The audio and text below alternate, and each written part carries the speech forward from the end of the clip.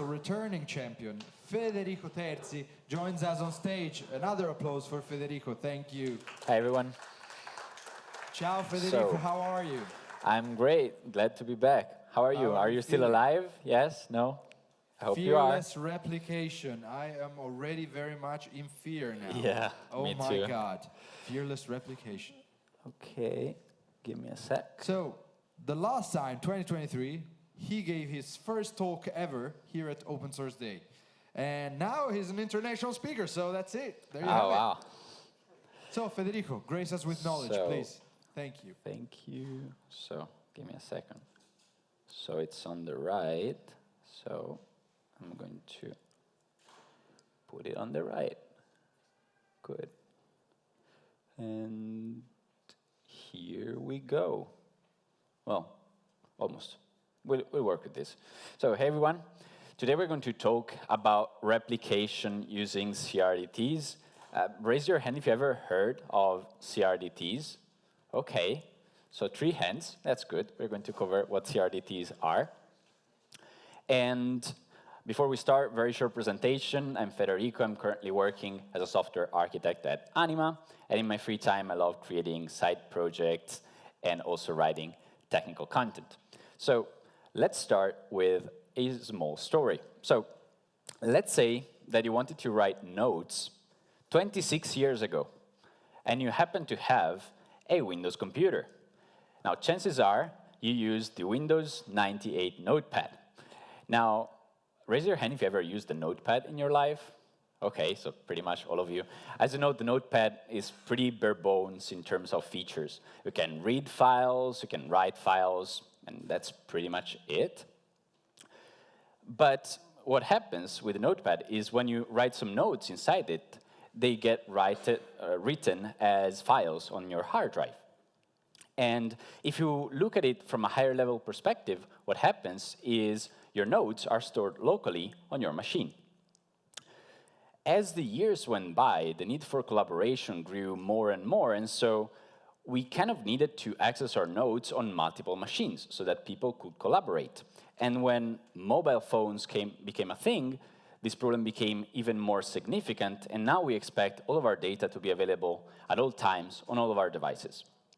And that caused a shift in paradigm, because the data went from our local machines to some centralized servers. And with this model, we have, as you know, a central authority that owns the data and that kind of coordinates with a number of clients. And this model allowed a level of collaboration that we all know, and it's been amazing. But it also comes with some significant trade-offs. The first one is speed. It's significantly faster to access data on our local drive than on some remote servers. And have you ever used both Obsidian and Notion? Raise your hand if you ever used both. Now, in terms of responsiveness, the difference is quite significant. And that's because Obsidian reads local files. And because our data with those centralized services resides on some company's servers, you have a dependency on an internet connection, which means if you're traveling, if you're on an airplane, you're either stuck or you see the loading spinner of death, which is a terrible UX. And finally, you don't own your data anymore. Companies now own your data. And if you think about it, the humble Notepad does not suffer from any of these problems. It's incredibly fast, it works offline without a problem, and it also lets you own your own data. Of course, it has other problems. So what I would like to discuss today is kind of a question. Can we have the best of both worlds? Can we have applications that are fast, that work offline, and also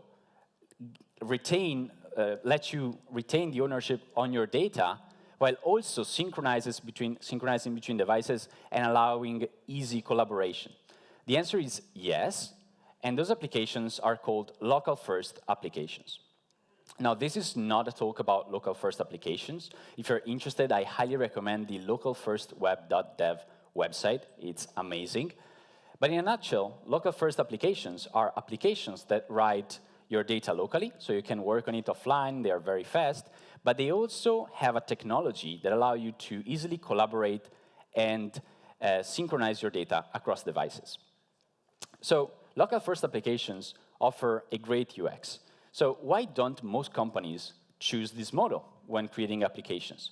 The first one is a business reason. Companies actually love the fact that they own your data because they can force you into buying subscriptions or sell your data to advertisers. The second reason is more technical, and it is that it's more complex to create local-first applications. Think about it. In a centralized architecture, typical service, you have a central authority that decides what can happen or not happen on your system.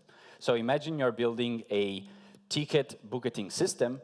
The server can decide what is right and what is wrong. So if two users try to book the same ticket, the system can use transactions or log to say, no, you cannot do that.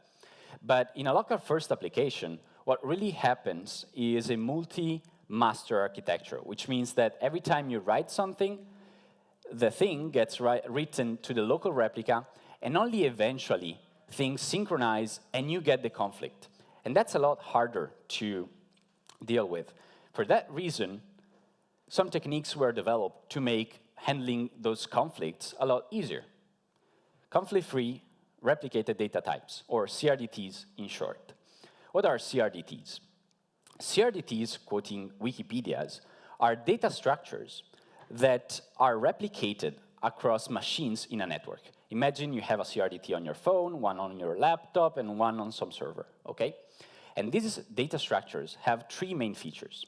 The first one is that applications can update the data on the replica independently, without coordination and concurrently, which means I'm flying on a plane, I write some notes on my phone, those notes get saved on the replica on my phone, and then an algorithm, which is part of a data structure, solves all the inconsistencies that might occur between these writes, and although at each moment in time the replicas can have different states, they are guaranteed to eventually converge. So if I am on my phone, I write my notes on my plane, when I land and I have an internet connection, CRDTs guarantee that the replica converge, all without you worrying about it.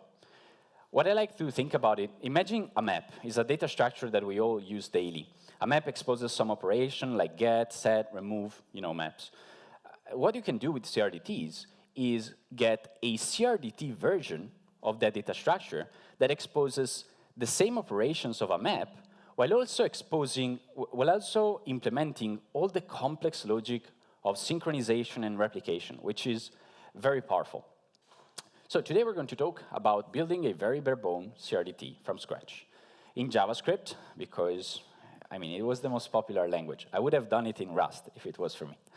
Okay, so I'm assuming that all of you know what sets are. For the sake of this talk, we will worry about three operations: add, which adds an element, has, to check if an element exists, and delete, to delete an element. But because we are building a CRDT set, we also have the merge operation, which is one of the ways CRDTs can work. The merge operation, the way it works is quite simple. So let's say we have two replicas with elements AB and BC, okay? Now, don't worry how and when. Replica 2 sends its entire state to replica 1. Replica 1 can then call merge on this state, and then replica 1 now have the merge state. That's it, the merge operation.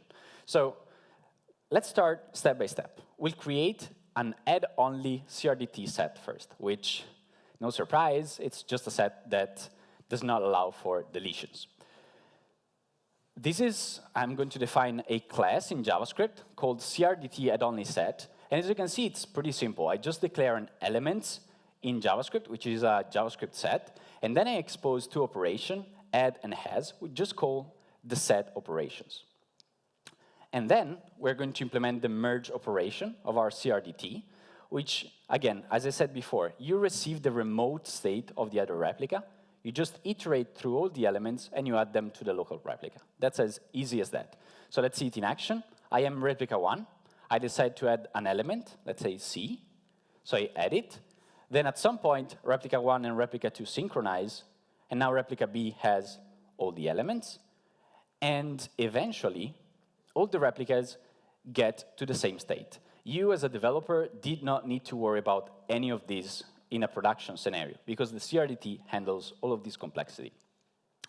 Now, here's when things start to get very interesting. So let's say we created an add-only set, right?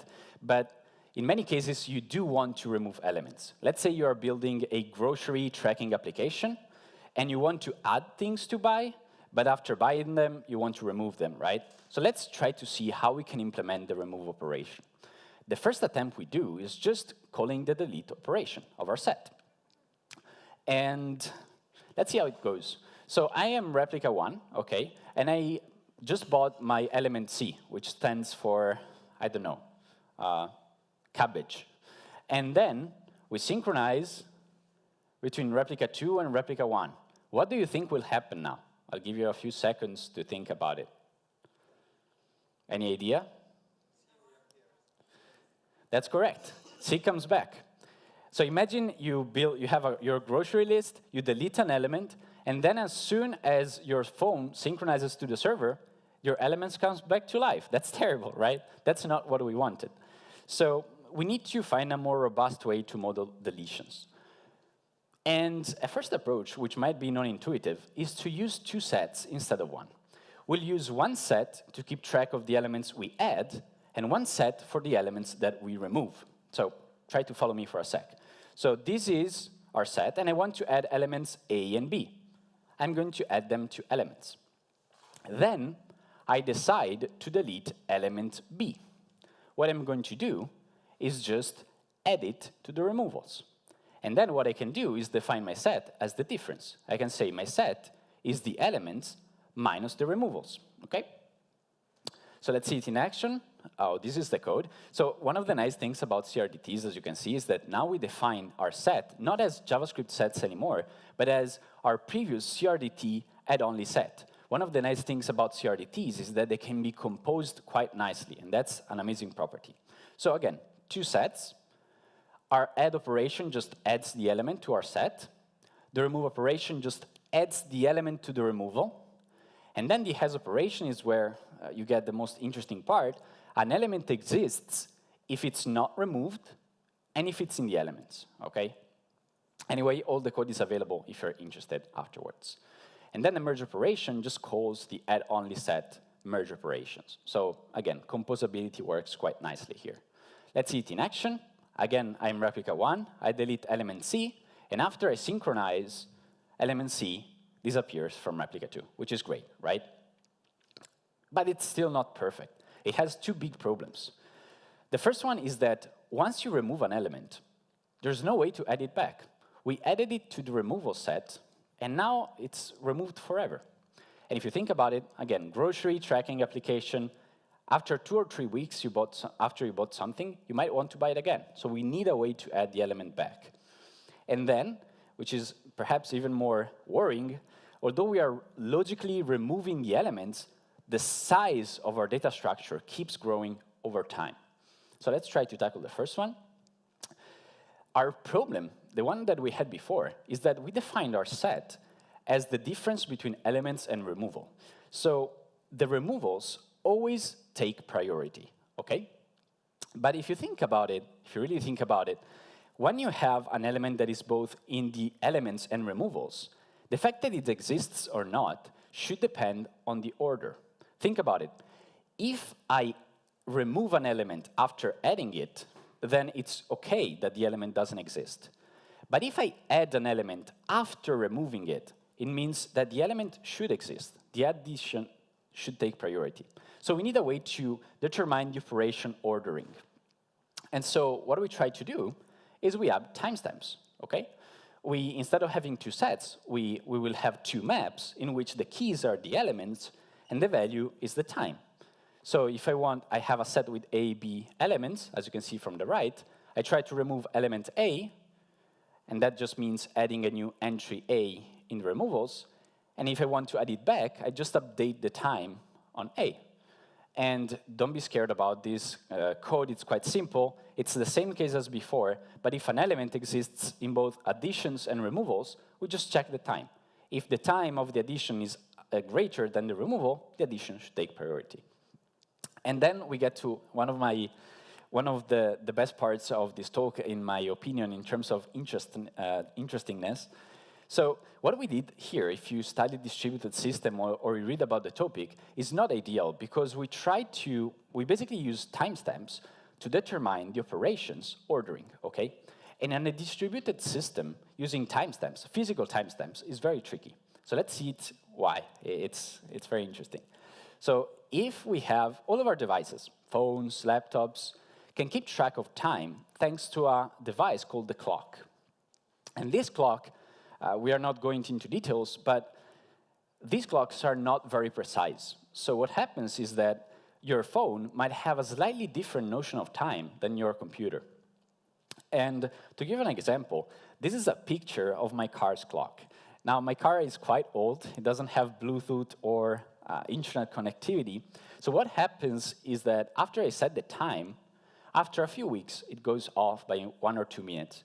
Have you ever had, raise your hand if you ever had a time, some clock that goes out of sync after a while? Did it ever happen? Yeah, it's quite common, right? But my phone never goes out of sync. My phone is always on time. So does that mean that my phone has an amazing clock that my car doesn't? No, the reason is a thing called the network time protocol. Basically, it turns out that every internet-connected device periodically synchronizes with NTP servers to synchronize their clock. So if your device is connected to the internet, your clock will be fairly precise. But quoting one of the best software engineering books ever written, Designing Data-Intensive Applications, this process can fail on a lot of cases. So for example, let's say you have a server and you set up the firewall. What if you misconfigure the firewall so that it blocks NTP synchronization? You will not notice right away. The server will keep on working because it doesn't explode if the time is slightly off, and it will accumulate, potentially for months, an error that after a while will be minutes. Or the other reason, it was so fun when I read it. Do you remember 15, 20 years ago, it was very common to have shareware software that had trial periods. Maybe you could use the software for free for, I don't know, 2 weeks. I never did it myself, but I know people that, put the time of their machine back to keep using the software. Of course, none of you ever done that, we know. But if you think about it, if you build your application to run on user machines, you can't really rely on the fact that the clocks are correct. So a solution, and that's the fun part. So, okay, you cannot rely on the fact that time is correct, but what's the problem? Like, what's the worst that can happen? So let's go back in our example. Let's say that now, for some reason, the clock of my machine is way off into the future, and I decide to remove element A. As we saw before, I add a new element, A, but as you can see, the year is 2099, so way in the future. Then, because this is a distributed data structure, it gets replicated on other replicas, and then maybe the day after, another replica decides to add element A again. So it adds a new entry on the top. But the entry A does not come back. And why is that? Because we do the comparison between timestamps. Element A will not be restorable for the next 70 years, which is a fancy way to say that we corrupted our database, okay? You really don't want, the single thing that you don't expect from a data structure or database is that it corrupts or loses your data, right? So you have to be careful. Version vectors are a possible solution for this, but we don't have time to talk about them. So I will point you to some resources in the end if you're interested. For the second problem, the fact that our set keeps growing over time, this is a very tricky problem in CRDTs. CRDTs, as we saw before, need to keep track of deletions so that they can synchronize them across replicas. And that deletion metadata is usually called tombstones. Tombstones have the very bad problem that they tend to accumulate over time. And so your data structure can become very large. So some CRDTs have a process called garbage collection, similarly to memory-managed languages. And one of the ways you can do a garbage collection in an easy way is if you can get a consensus of replicas. To give you an example, this is the situation we saw before, so not the wrong time one, but the good time one. So here you can see that the set only has element B, because the removal time is greater than the addition time of A. Now, if all replicas in your system know that A was deleted, then there's no point in keeping it. So if all replicas agree that element A has been deleted, you can just pop element A away, and basically you garbage collect the fact that A has been deleted. The problem, and that's problematic, is that you need consensus to do that. And one of the nice things about CRDTs is that you do not need consensus. Is that I have my phone on an airplane, I can write and keep using the application, and then eventually it will synchronize with other devices. That's one of the powerful things. So there are other approaches for garbage collections, but they all come with trade-offs. So I would suggest you to read more, and I'll be happy to point you to some resources if you're interested. Okay, now today we talked about the CRDT set, but CRDT semantics can be applied to a lot of different data structures. And the nice thing about CRDTs is that they can be composed. So for example, you can take a CRDT list and a CRDT set and create a CRDT JSON. With a CRDT JSON, you have an object that you can manipulate. It's a regular JSON.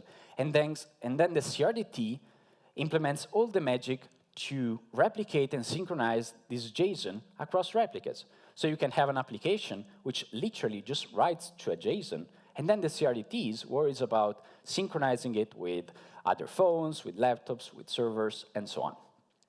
If you want to use CRDTs in production today, two very good libraries are YJS and AutoMerge, which both implement a lot of CRDTs types, but also, including the JSON, but also a CRDT for text editing. So how many of you have ever used Google Docs? I assume most of you. Good, you're still alive. With CRDTs, you can build collaborative text experiences. And in fact, it's one of the main use cases of YJS. If you want to build a Google Docs-like application, that's a good option. I also started a blog series on CRDTs called Understanding CRDTs, in which I go a lot more in details on these topics. So if you're interested, you can go to my blog. And also, all the code is available on GitHub. Thank you for listening.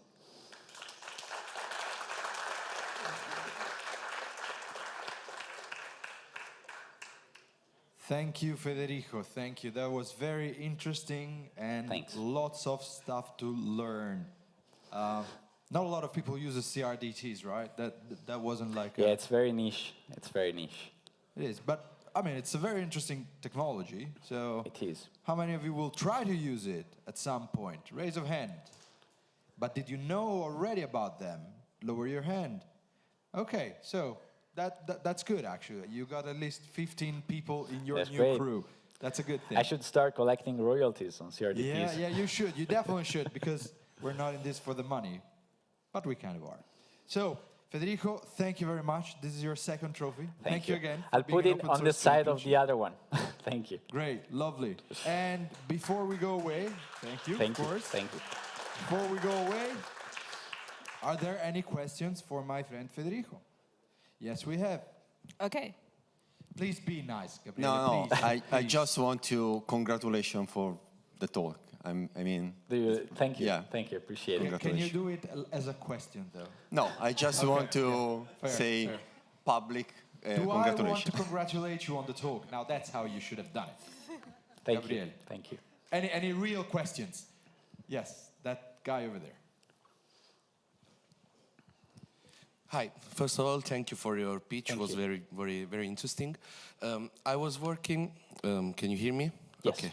I was kind of exploring this topic months ago because I was trying to write a Markdown collaborative editor because we need to use Markdown documents so we can publish for ebooks. And I was exploring CRDT. What I noticed is that it can be very it can be very heavy on a communication standpoint. So if you have to open a WebSocket because the classic REST connection may be too slow, the payload may be too big. Are there ways, in your opinion, to reduce these payloads? Of course. Having an efficient format for that. Just Absolutely. So if we go inside these two alternatives, did you try any of the two? No, I was kind of working from the ground up because I wanted to learn the concepts. Okay, that's a brave choice. Okay.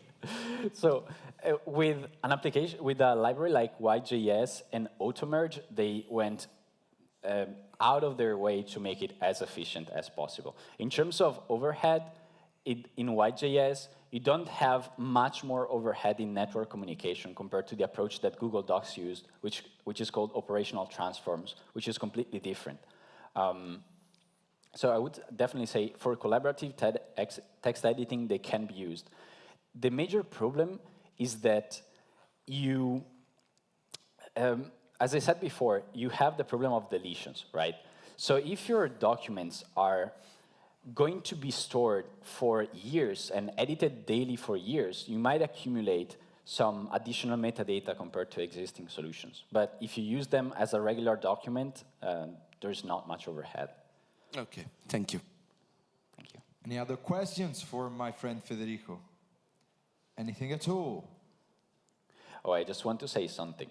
So if you are into Rust, in the series I'm writing, we start from JavaScript, but of course, like every good things in life, we end up with a high-performance Rust implementation. So if you're interested, I highly recommend checking it out. Okay. Okay, That's thank you, Federico. Thank you. You It was a very much. pleasure. It was a pleasure. Another applause for Federico. So hopefully, I think we all think